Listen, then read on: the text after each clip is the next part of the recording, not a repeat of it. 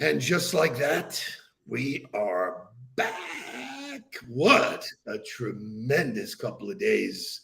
I am rested, ready, rejuvenated, ready to kick some ass. Good morning, gentlemen. Good morning, Shay. Good morning, Jake. You may notice that Mark is not traveling with us this morning. He is doing his civic duty, which is he's got quite the week. He's got, jury duty, he's got book launch, he's got birthday. So action-packed week for Mr. Marcus.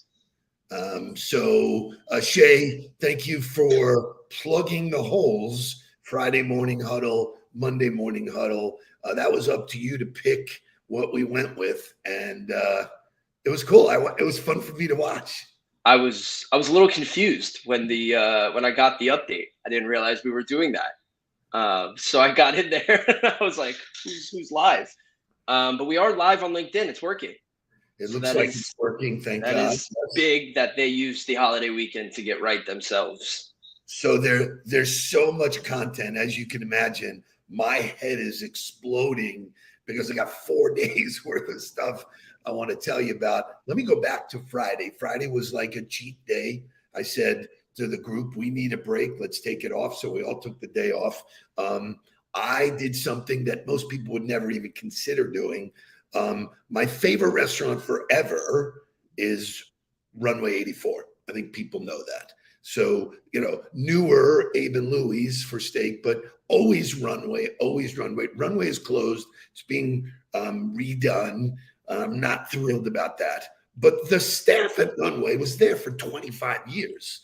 Vincenzo, Cindy, the bartender. So when it was closing, I was there the last night or two, put my arm around, and we talked about, God, you've been part of almost every family occasion, birthdays, graduations, just incredible. And so I said, give me your cell number. Or I had his cell number. I said, I want to make sure I have the right cell number. I'm going to take you out for lunch. Friday was that day. Show me Vincenzo. So I asked Jens and Cindy, where do you want to go? They want to go to Fulvio's, which is Fulvio owns Sardelli. So Sardelli's. He just opened a new place in Hollywood called Carmela's. It was unbelievable. But here's my suggestion to all of you. There are people that are around you that aren't necessarily in your inner circle. They're not friends. Reaching out to do something nice for those people made me feel 10 feet tall. Jake, I called you as soon as I left. The pictures were super cool. It really does feel like it's straight out of a Goodfellas movie, like seeing them later in life outside of their mob-esque, because walking into Runway was like a mob movie. It was, everyone was hustling, bustling. Everyone knew each other. Everyone was saying hello. Everyone was at the bar drinking. You had the owner there. So it's super cool that you develop those relationships and they're meaningful. That's not someone who's in your inner circle, but you make it a priority to make everyone feel special and vice versa. And that's what building relationships is about. And that's what they said. They go, look, we love you. You're always great. But this is a whole nother level. This just so shows the kind of human being you are. It was so much fun listening, learning. I mean, I know them 25 years. I didn't know what I now know. So what an unbelievable thing. One of the things we talk about in the huddle is tipping. And I taught you guys how to tip. And Jens and I were talking. And I said, there was one night we came in late and the place wasn't really busy. And obviously you got us our table and we sat down, we did our thing. And then I tipped you on the way out. And Mark asked me, Dad, it wasn't really busy. Why'd you tip him? And I go, because that's what we do. So it was unbelievable. He knew it too. It was just incredible, great stuff. So that kicked off my weekend. Then I spent the weekend at the Boca Resort, or it's called Right. The Boca Raton is what it's called.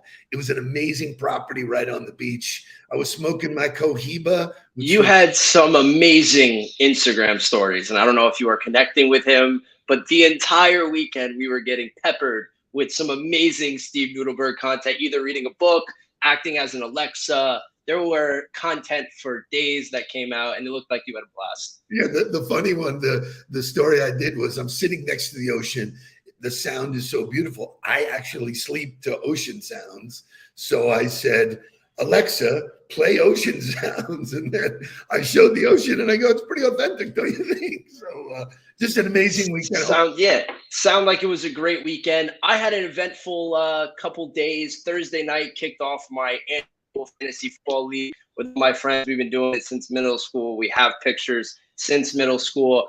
I shaved my head on Thursday night. It's a new football season. It's a new time. So decided to have a new do. And then Saturday kicked it off with some Hurricanes football, which much rather preferred to be at the Canes or at the Gator game.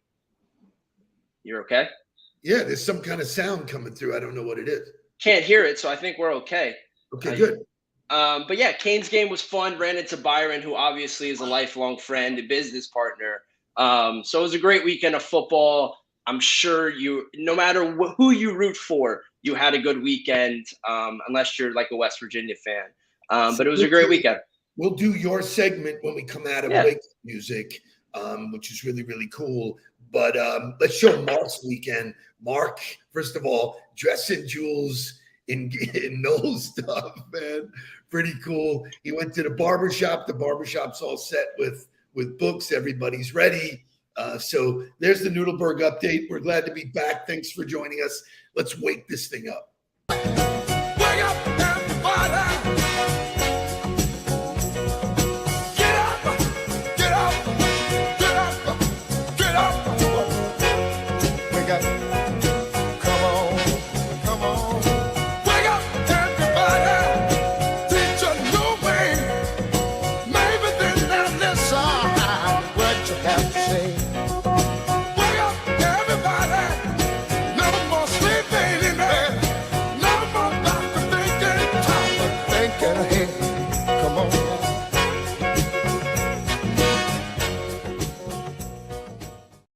I love that new intro, man. It's not so new anymore, but I love it. So much sports to talk about. There's college football, pro football coming up this week. There's tennis. So let's go to the master. Shay, give me sports headlines.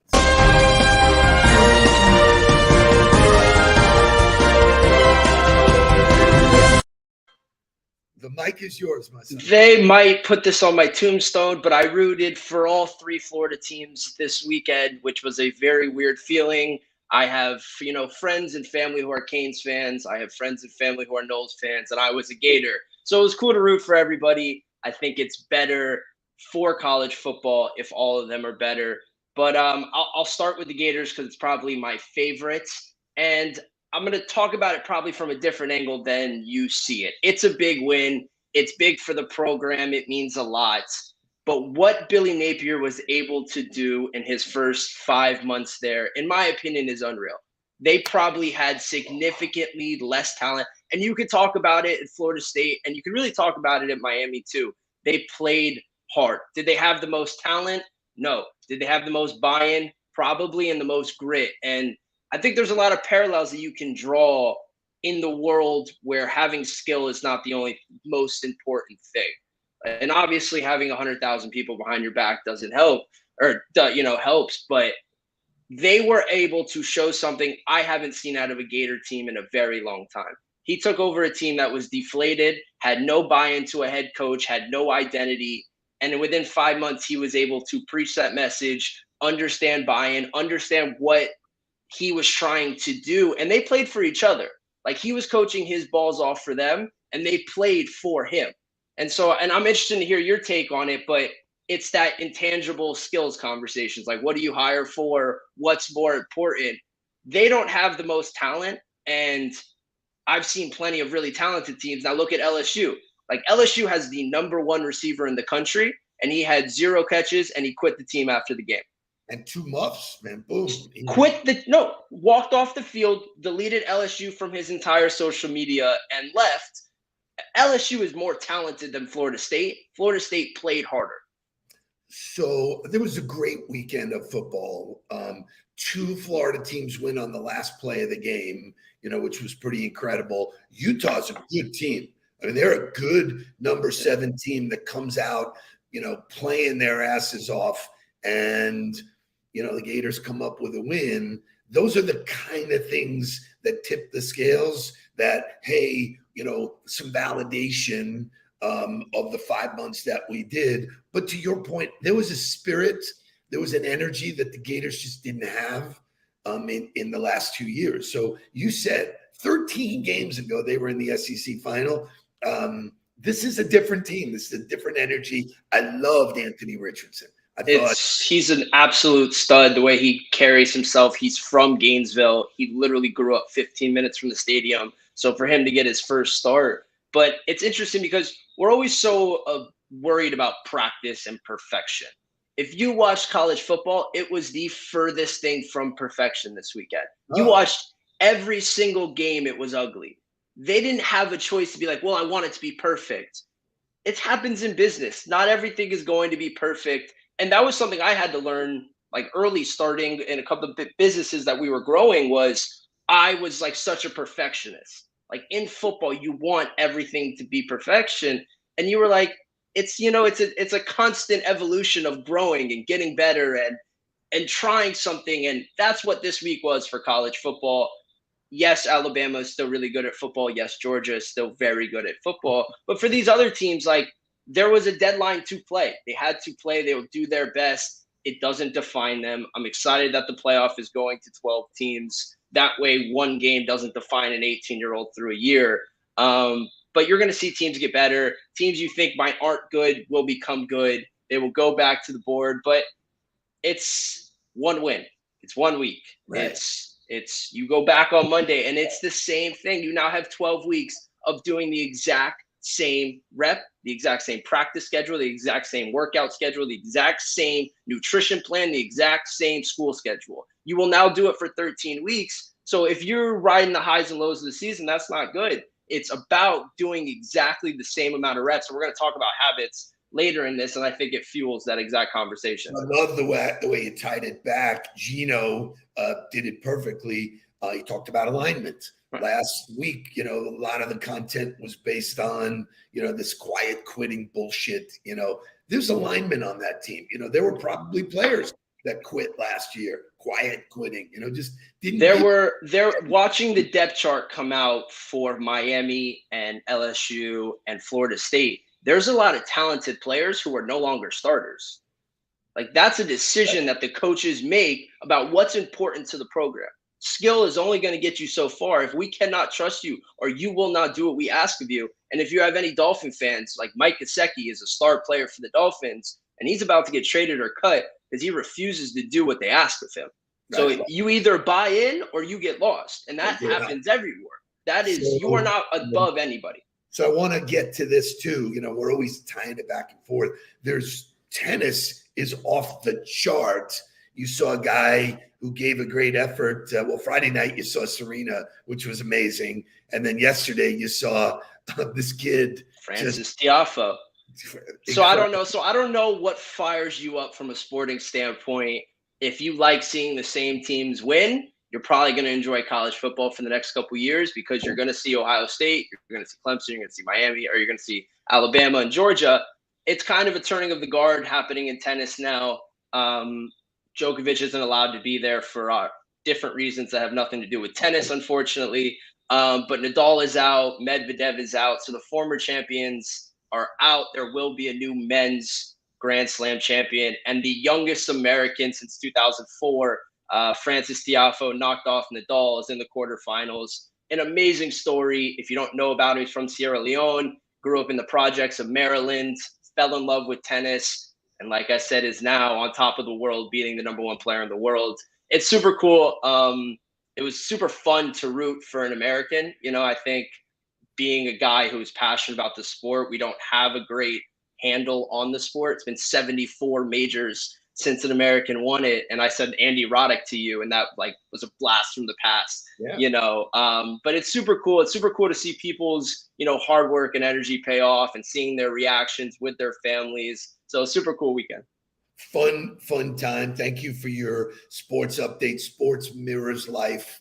I love that you brought it back to, hey, listen, Gators have Kentucky this week. You fall asleep in practice, you're going to get your asses handed to you. So for all of us getting back to work today, get in the routine, do the reps, do the things that the top 5% of the winners do, and you'll see those results. So thank you for that. That was a great update.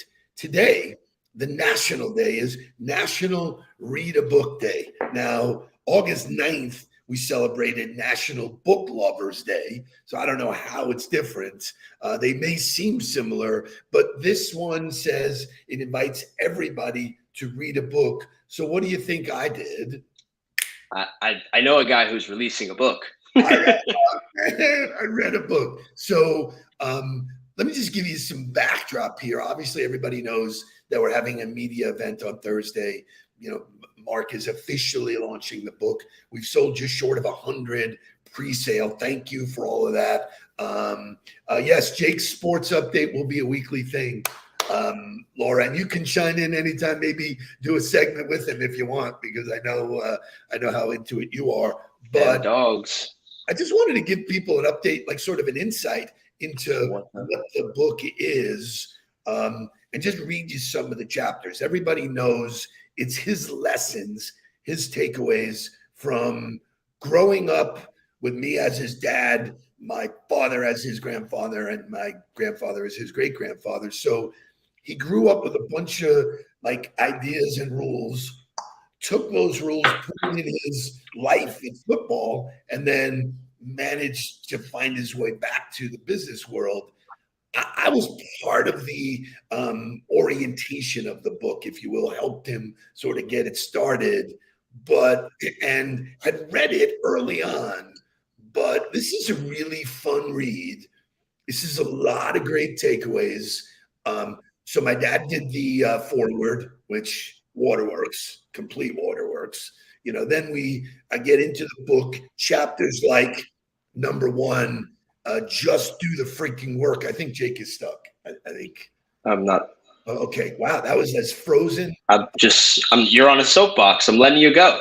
Good. So just do the freaking work. People do business with people they like, the good, the bad, and the ugly. Some crazy good chapters.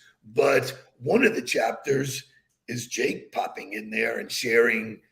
I think for people who want to know what the book is, it's a unique perspective on our philosophy and the development of it through multiple generations viewpoint, and then how Mark's time in football really brought a different side of the sales game that we had not seen, or my dad, my grandfather, my great-grandfather hadn't seen. And so it's this collective perspective of how to handle situations in leadership through the lessons and stories that are entertaining, probably include some people of who they are. And it's really cool because Mark gives his perspective.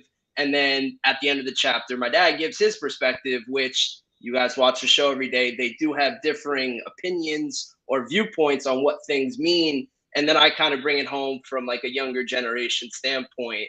But the overwhelming support for what we continue to do, what we try to do, what we teach you guys, your ability or your, willingness to digest it and support it and believe in the system and try it for yourself really does mean a lot to us. Well said. We're going to go to motivational music. This is fundamentally a song that if you take the words of this and live your life by it, it will definitely prove you right. We're going to go to overtime today. Got too much to say. Got a whole idea about habit stacking, but give me Gladys Knight and the Pips to kick this Tuesday in the ass.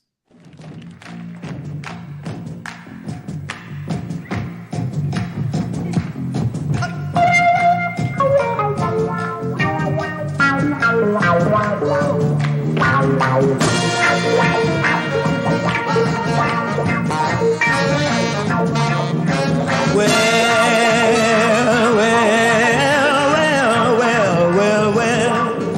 calling across the nation. A nation, nation, nation.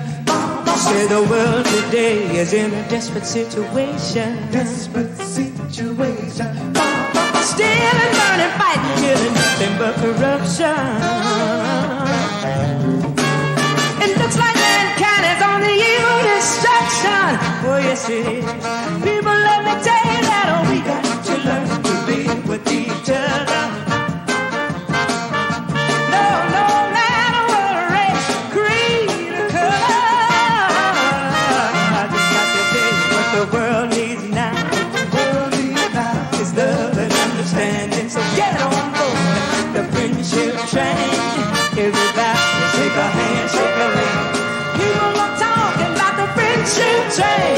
Get on board and shake a hand, make a friend. People listen to us now. We're doing our thing on the friendship. Doing our thing on the Was friendship. that from seeing her on TV? That was from seeing her at Friday night, seeing her there. I just did a whole weekend of great music. I sent you the Michael Jackson stuff, which will show Sure, up yep. soon. But the friendship train, just reach out and be friends with people, you know? So one of my habits every day is to reach out to people I haven't spoken to just to check on them and see how they're doing. Matthew McConaughey talks about habits, and then I'm going to give you something called habit stacking. So stay tuned. We're coming. Boom. Here's another cool thing I love about journaling. You ever go to bed at night and you start thinking about all the stuff you got to do the next day, and it gets kind of intimidating, and your brain starts going, and you're having trouble getting to sleep because you're like, oh yeah, I got to do this, this, this, and this. How am I going to remember? Wait, how's my day going to flow? And then you wake up in the morning and you're like, oh yeah, I've got to do this, this. Write it down. The night before, write your to-do list down. Make it long. Put fun stuff on there too, like have my first cup of coffee, hug my wife, call a friend, wear my favorite t-shirt. Put fun, easy stuff on there, because what's fun is the more things you get to cross off the next day. Did it, done. The more we feel like we accomplished, and we did. But write the list down, and you'll have so much fun crossing them off. I've got 26 things to do today. I've already crossed off 7. I got 19 more to go, and it's not even 10 a.m. Excuse me. So I'm an old school dude. I write and I cross off. I love it. But I came across this thing called habit stacking, you know, that we talk about, you know, habits all the time. We talk about James Clear. Shay, it's 8:20. Give me some overtime before I get into this. And we'll go to overtime. So habit stacking is basically the philosophy of taking an existing habit you have, such as brushing your teeth, and stacking another habit right on top of it, because that habit Triggers. have to be a cue to do the next thing. So you've doubled up, you know. So thoughts on that? Yeah, I think it all kind of ties in together, and Matthew McConaughey touches on it. Like, enjoy doing the simple things first. If you can't do the simple things in your life, you're never going to get to the big things. And I think when everybody tries to make changes or make this big, you know, whatever, it's the first of the year and I'm going to work out every day for 30 days straight. If you haven't worked out for 1 day straight, how the hell are you ever going to get to 30 days straight? And I think you see that when a football coach takes over a football team. He's not asking them to go win an SEC title. He's asking them to win a football game. He's asking them to play hard. He's asking them to do the right things. And I think if you translate that to your life, it's handle the small things first, whether it's in business, whether it is like get in the office 30 minutes early first. You can't make 50 calls a day or you reach 50 outreaches a day if you're not in the office early. So taking it back to the granular part and saying, I need to do this first before I do that is important. So no matter what habit you have during the day, I think eating lunch is a habit. If you're going to eat lunch, stack something on top of that. Think friendship train. Reach out to 5 friends you haven't spoken to in a while and just send them a GIF that says, hey, I'm thinking about you, man. You feel good. Just all of these little things written down. Who's the 5 people you're going to get to? Stack it on top of what you're doing. And you continue to do the simple ones until it is a habit. You don't move on and add more. If you can't do 100 pounds on a bench, you're not going to add another 25-pound weight until you handle the 100-pound weight. It's the exact same way. Until you can handle it, don't add more to your plate. Handle what you have first, master it, become great at it, and then move on to the other habits. And I can tell you your success is tied to your daily habits. It's just really that simple. So shout out this morning to Kitty McGowan. Kitty is in the huddle often. She's a write it down and scratch it off kind of girl. She is running for Broward Commission. You may or may not be in her section, but reach out, have a coffee with her. She's doing some great things. Hopefully we'll have her on the huddle on Friday to show when people are passionate about taking care of shit, they stack another habit. And that's in addition to being the president of the U.S. Yachting Association. She's running for office to take care of what needs to be taken care of. So shout out to her. Shout out to everybody. Have a fantastic Tuesday. Mark should be back tomorrow. Lots of stuff to talk about. Get in your habits. Reach out and say hello and join the friendship train. Please don't worry about me. I'm about to let my heart speak. My friends keep telling me to leave this. So let's get down to business. Let's get down to business.